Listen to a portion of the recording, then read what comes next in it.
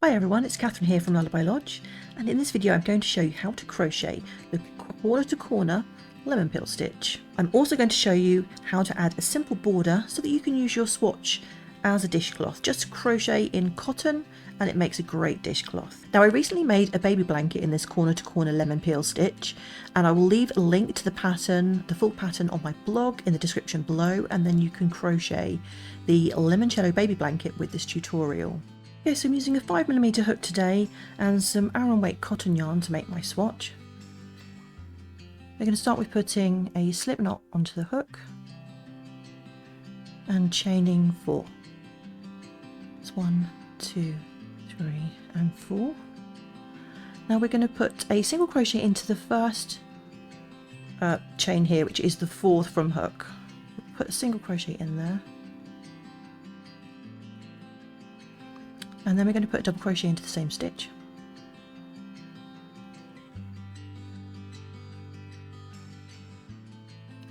And then you can see already we're starting to get that little triangle shape forming. So in order for our corner to corner pattern to work, we need to increase 1 stitch on each side on every row so that that triangle gets bigger and bigger. So next, chain 3 and turn. Now, in order to increase, we're going to put another stitch into this same stitch as the chain 3, so we're going to put a single crochet in here. We're always going to be alternated between a single crochet and a double crochet. And we're always going to put a single crochet into a double crochet from the previous round and a double crochet into the single crochet from the previous round. So here we've got a single crochet, so we're going to put a double crochet in there. It's a very, very easy pattern to remember. And next we've got the chain space here. So this is the corner, the edge again, where we need to increase. So we're going to put a single crochet and also a double crochet in that same space. Then we chain 3 and turn, single crochet into the same space as this chain 3, then a double crochet and a single crochet, always alternating, and a double crochet. This stitch sometimes can be a little bit tricky to see, this last single crochet. Sometimes you just have to pull it a little bit. And then a single crochet into the chain space, and then end with a double crochet in that same space. And you really are just going to keep repeating this until your project is as big as you want it to be. So if you're making a dishcloth, around about 8 or 9 inches, and you will measure along one of these edges of the triangle. So you will keep increasing until this measurement is as long as your pattern tells you need it to be, or as long as you want it to be. And then we're going to start decreasing. Okay, so I've added a few more rows to my swatch, and I'm going to show you how to decrease.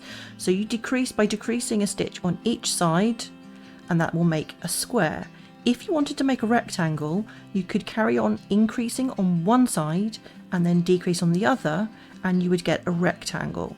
I'm just going to show you how to do the square today, but it is very simple to do the rectangle. So to start decreasing, we're going to chain 2 this time and turn.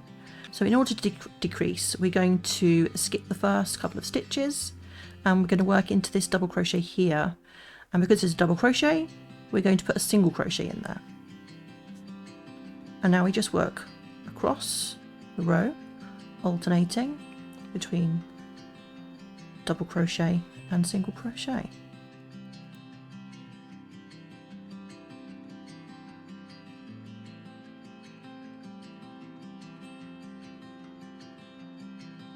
Right, we're coming towards the end now, this row. And once you've done your single crochet into this double crochet here, you've got a couple of stitches left. What we're going to do is we're going to double crochet 2 together over this single crochet stitch here and this chain space. So we'll just do the first part of our double crochet. We won't yarn over and pull through those last 2. Then we'll yarn over again, and we'll go as if to make a double crochet into the space, yarn over, pull through 2. And then we're going to yarn over and pull through all of those loops. So we've double crocheted 2 together over those 2 stitches there. And now you can see this is starting to make our corner there. So we'll chain 2 and turn, and we're going to repeat that row now. So it's the same thing. You're going to skip these first 2 stitches, find this double crochet here and put a single crochet in there, and then alternate between single crochet and double crochet all the way across until you get to your last 2 stitches. Well, the last one is actually a space, not a stitch.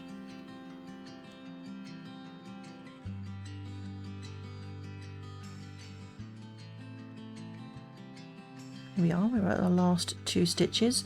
So the last single crochet and the last space. So we'll double crochet 2 together into that single crochet and into that chain space.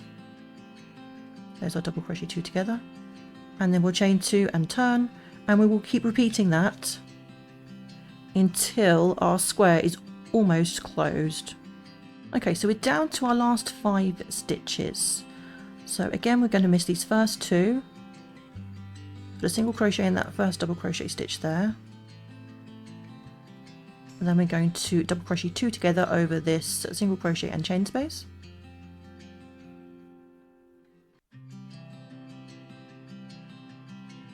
Like so, and then we're going to chain 1, turn, and put a single crochet into this chain space here. Now, to do this little trick, I'm going to change my hook to a larger hook, because we're going to be working a series of slip stitches around our project, and they tend to come up a little bit tighter, and you want this to be quite loose and easy for you to crochet into on the following round. So to start off, we're going to slip stitch. Rather than in the hole that you can see here, this space, we're going to go in between these stitches here. You want to try and get your slip stitches, if you can, in between the threads of yarn of the stitch rather than around the stitch. So we're going to go into this bit here. It can be a bit tricky. Keep your slip stitches nice and loose.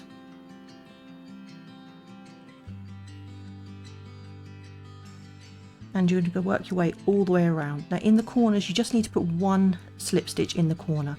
Because there's not any height to this stitch, you don't need to put any extra stitches in the corner. We will put extra stitches in the corner on the following round. And keep going down the edge. Now, how you know how many stitches you need is going to depend on your tension. So you're going to want to just, it's a bit of trial and error really. If you find that the edges are starting to go a little bit ruffly or wavy, that means you've got too many stitches. And if you find that your crochet is kind of pulling in a little bit, that means you have too few. So you might have to just experiment, rip it back a little bit, try again, but do persevere with it because it really is worth it. So I'm at the first corner here. I'm just going to put a slip stitch right in that corner. And this will be the stitch that we work extra stitches to on the following round. And then carry around the whole project doing exactly the same. Okay, so I've worked all the way around my swatch with slip stitches. I'm going to chain back to, not that one, to my 5mm hook. And we're going to start a single crochet round. So chain 1, we're going to work into the back loops here now. So put a single crochet into the back loop, all your stitches across the side.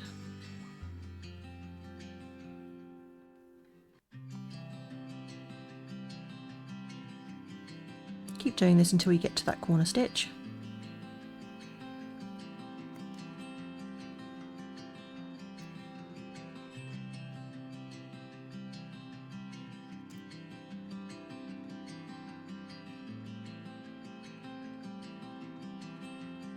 In this corner stitch, we're going to put 3 single crochet.